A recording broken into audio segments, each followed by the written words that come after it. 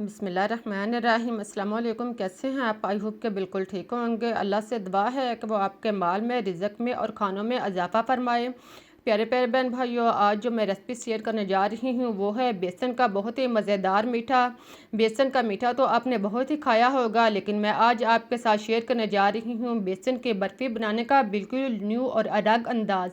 आप बगैर चाशनी के बेसन की ये बर्फ़ी बनाएँ, इंशाल्लाह आप महंगी मिठाइयाँ खाना भूल जाएंगे। तो आइए बगैर वक्त ज़ाया किए शुरू करते हैं अपनी आज की रेसिपीज़। इसके लिए आप चूल्हे पर कोई भी बर्तन रखें। इसमें आप देसी घी आधा कप शामिल करें। देसी घी को आप सारा शामिल नहीं करें, बल्कि इसे थोड़ा सा डाल लें। 2 हिस्से घी इसमें शामिल करें और इसे पिघलने दें।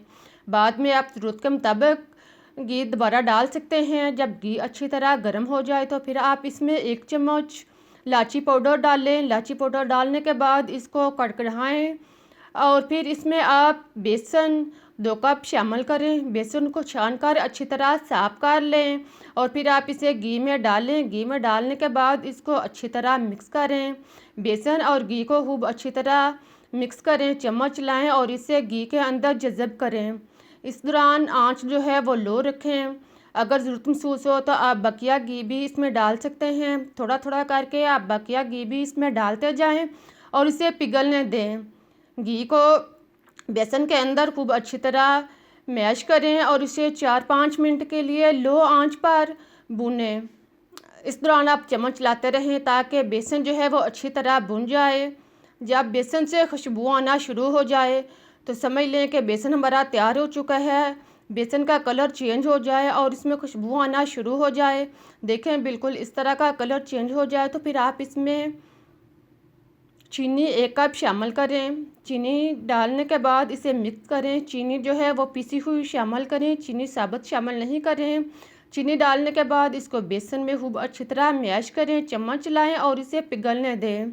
जब चीनी जो है वो बेसन के अंदर अच्छी तरह मैश हो जाए तो चूल्हा बंद कर दें और फिर आप एक बर्तन कोई भी लें, प्लास्टिक या धातु का। इसकी सतह पर आप ऑयल लगा लें। ऑयल या घी लगाने के बाद इसकी सतह पर हाथ की मदद से खूब अच्छी तरह फैला लें। फिर आप बेसन का हलवा जो हमने तैयार करके रखा हुआ है इसको आप बर्तन में डालें। सारा हलवा थोड़ा थोड़ा करके आप इस बर्तन में डालते जाएं और फिर आप इसको चम्मच की मदद से हमवार कर लें। इसको बर्तन की साइड पर खूब अच्छी तरह फैलाएं और फिर आप इसे चम्मच की मदद से बिल्कुल हमवार कर लें। देखें आप चम्मच के साथ दबाते जाएंगे तो ये बर्फ़ी जो है खुद ही सेट होना शुरू हो जाएगी। इसके बाद आप इस पर खुश्क मेवाजात, बादाम, पिस्ता, कोई भी मेवाजात जो आप पसंद करते हो वो आप लगा सकते हैं। इनको काट कर आप इसके ऊपर लगाएं। खुश्क मेवाजात लगाने के बाद अब आप इसको चम्मच के साथ आहिस्ता आहिस्ता दबाएं, यानी हलवे के ऊपर इसे चम्मच के साथ मेवाजात को थोड़ा थोड़ा करके दबाएं और इसे जज़ब होने दें। यानी इसको जब मेवाजात इसमें सेट हो जाए तो आप इसको कुछ देर के लिए छोड़ दें। इसे 2 से 3 घंटे के लिए आप छोड़ दें और फिर आप इसको काट लें। इसको आप जिस शेप में चाहें काट सकते हैं। इसे पहले आप दरमियान से काटना शुरू करें और 1 से 1.5 इंच के फासले पर इसी तरह आप लंबाई में काटते जाएं। देखें इस तरह आप छुरी के साथ इसको इजीली काट लें।